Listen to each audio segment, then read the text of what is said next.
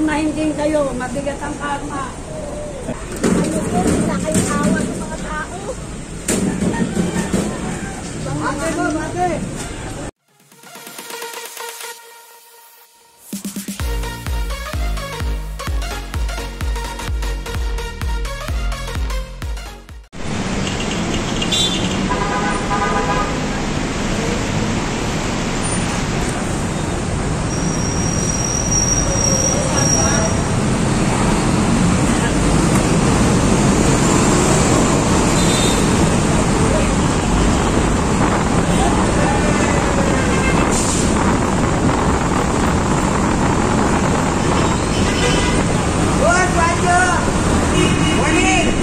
Nakita na naman tayo.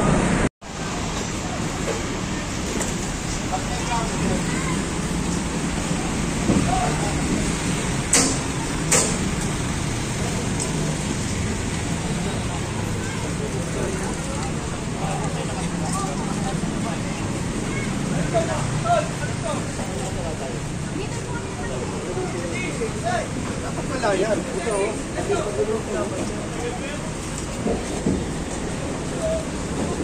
Kaya nila tanggalin tayo magtanggal.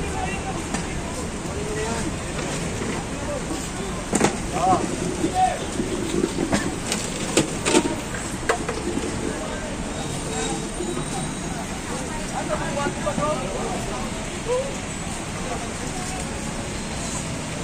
Pop! Pop!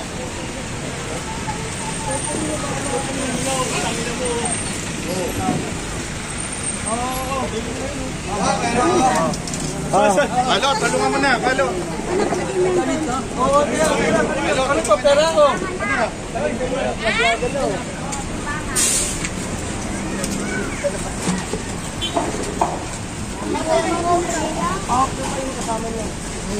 May gulong.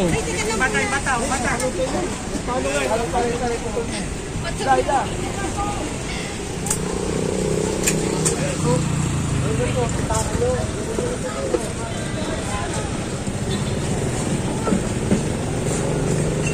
Wala yung mga driver, wala.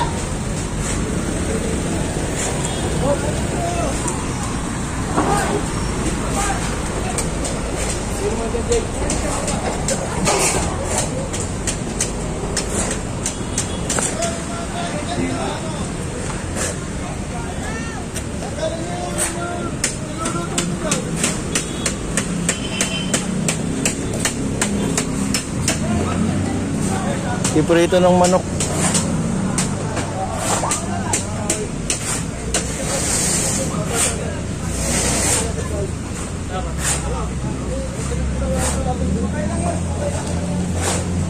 Ayun, good morning mga master. Ayan, may clearing na naman tayo dito sa may sa may Quirino. Ayan, may baby po. Nasa kalsada.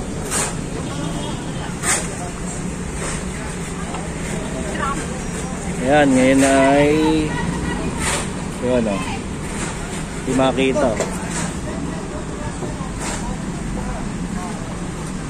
Then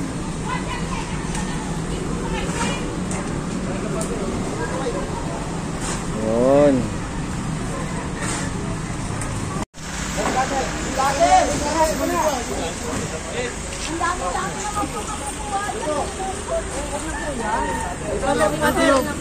Para sa loob din. Ano na? Iwan na. Brother, ito. Sinulakan niya pa rin.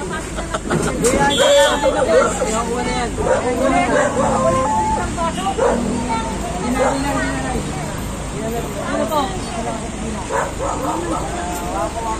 Wala, tapos na nga. Puro pakilang po lang. Wala po kami nag-ilog. Leo, tagal na kami nag-ilog nito. Yes, wala. Halika na.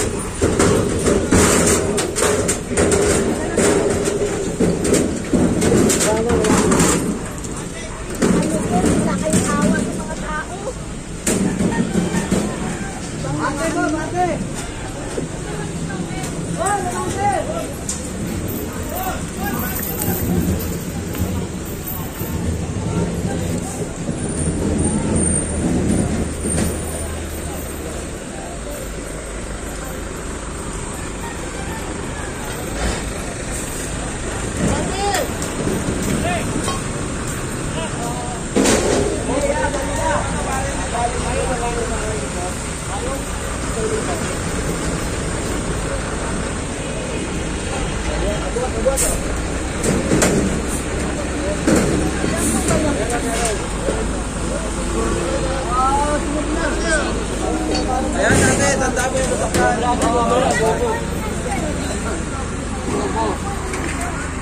bigay tayo.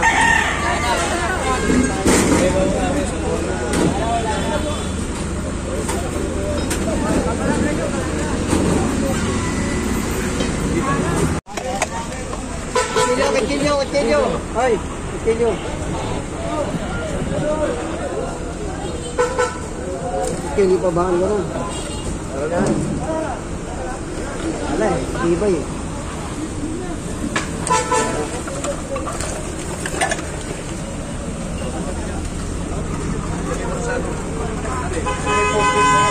Tulong malagay sa poste. Ano nagkakaroon ng baketa, putang ina.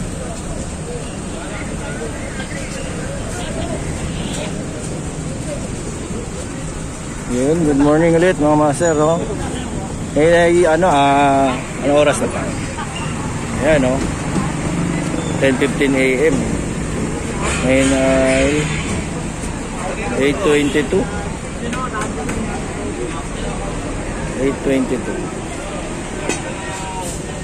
Yan, nagki-clearing dito sa may Quirino. Massive clearing. Sama natin ng mga taga MTPB, Engineering, DPS, Hawkers. Ayan, sama na rin natin yung taga City Bound, yung mga nanguha ng aso.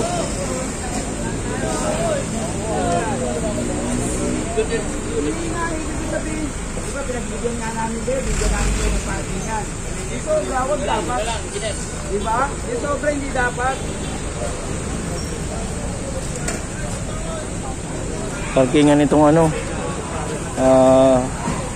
mga tagakuha ng basura, yun yung mga truck nila. Dito sila nagpapark yung mga may mga trabaho dun. Binigyan na sila ng parking, siguro 2 motor lang. Kaya sumusobra pa, maabot mo sa dulo. Kaya inaalis nila yan.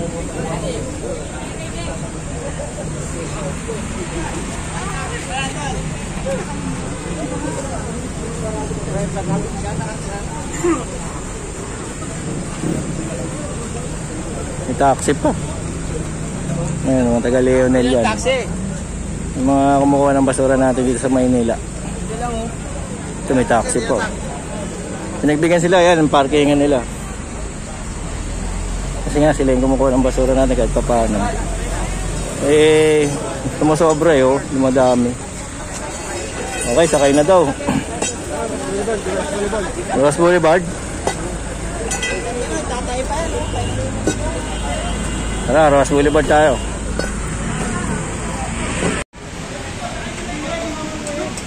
Wow, ang panghi.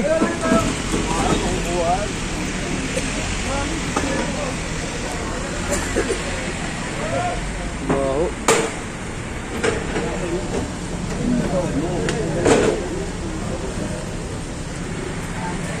Tilyo.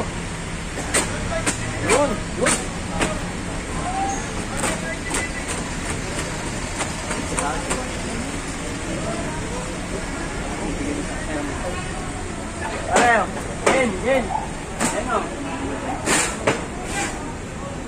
Clearing tong ano. Para saan dito sa may Ross Boulevard, yan tinapon yung sabaw. Nung nagka-datingan na yung clearing team, pinagtatapon na yung sabaw.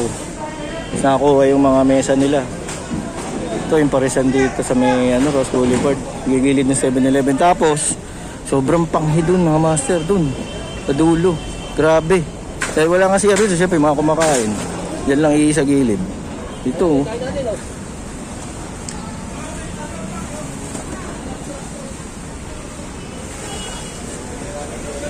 sobrang panghi. Ayan kumukulay na Ito sila nagluluto pero ang panghi.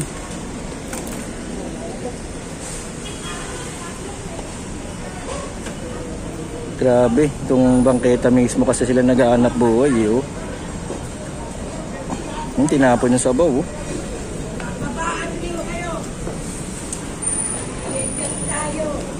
Ayan. Kakarnahin din kayo, mabigat ang karma. Ay, galit si nanay.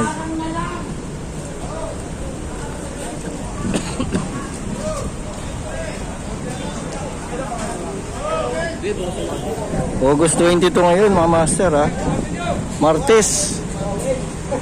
August 22, Martes. Nagko-comment kasi luma na daw yung mga video natin. Kaya naman tayo luma. Nakaraang taon pa daw yun. Nakuha i-try ko. So, kumakain na tayo, wala yung may-ari.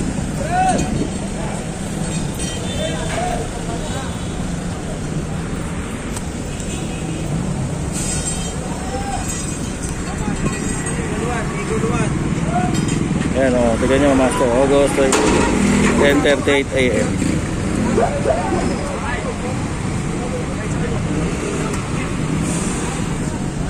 Dito tayo sa may Rojas Boulevard. Ito parang ginawa nilang CR na rin, no? Kain na ng mami. Okay. Ay, Gino, tubig, oh! Let's go, let's go.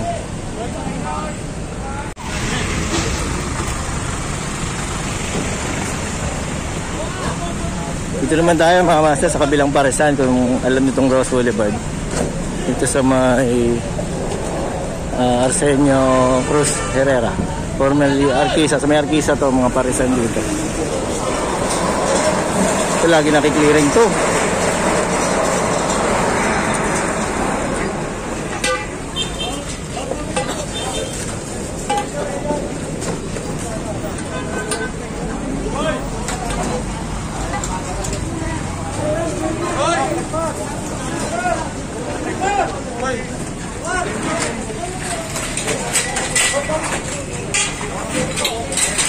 Clearing ulit sila. May malapit sa barangay.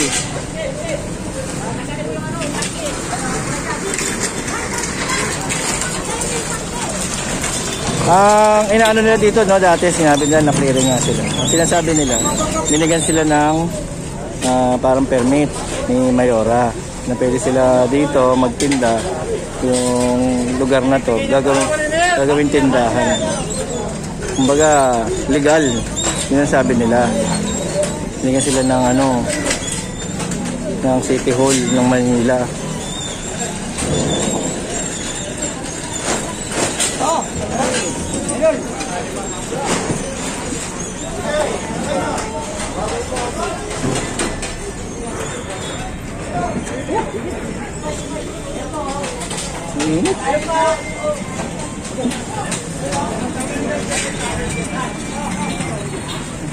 Mga payong nila dito, improvise na lang. Welding, Tamang ganyan nabibili.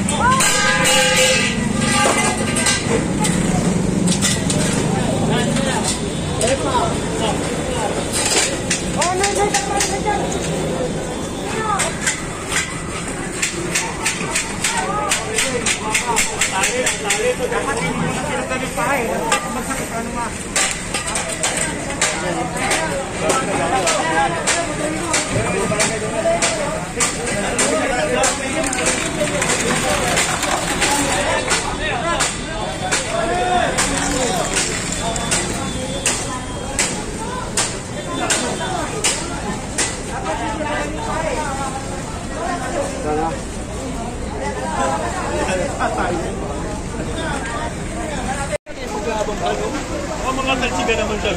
Kapay lang ito sila.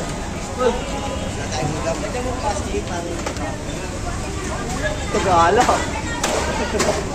Ano ba natin ito, diba?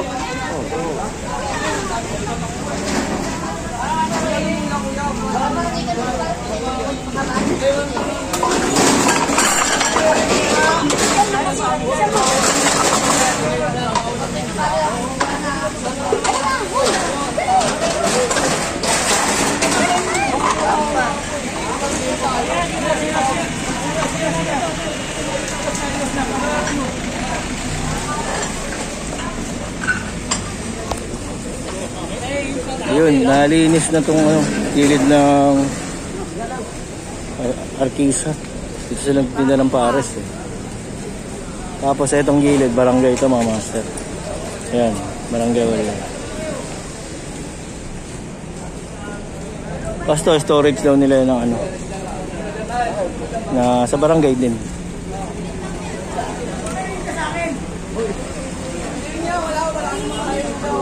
Tama na. Hindi na kinuha, nasa inyo na. Hindi na kinuha, nasa inyo na. Tama na.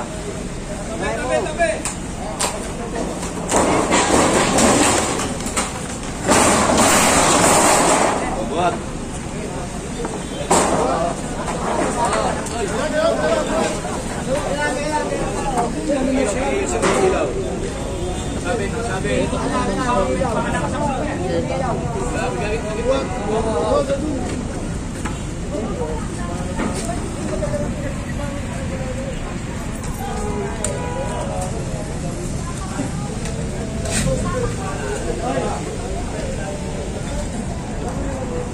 Kaya dapat ginawa niyo na rin ito yun.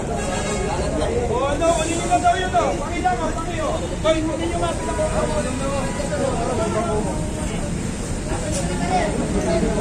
Ayun na, kukunin na.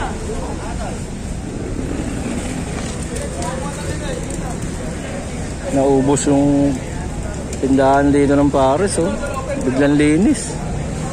Ang bilis ng clearing time.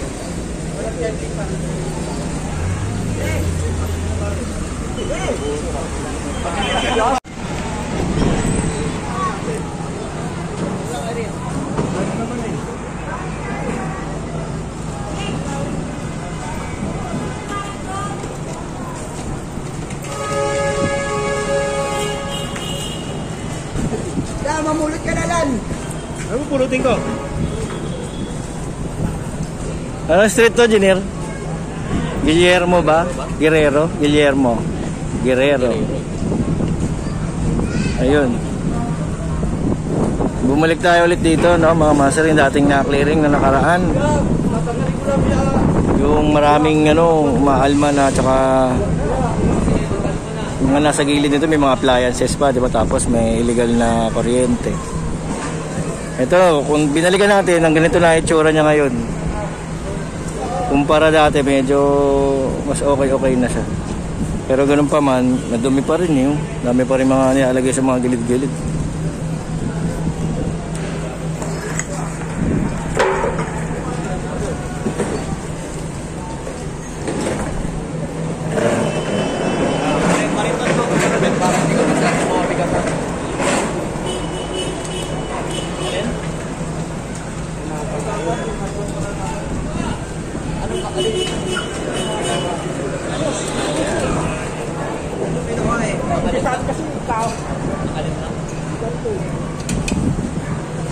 Kinukuha na nila yung mga siguro pag-iwanan to ng iba na hindi nabenta.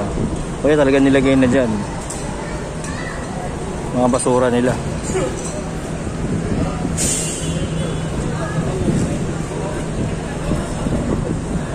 Nawala na rin yung matanda ay naka-wheelchair. Yung mga bata dun. Tinanggal na rin nila.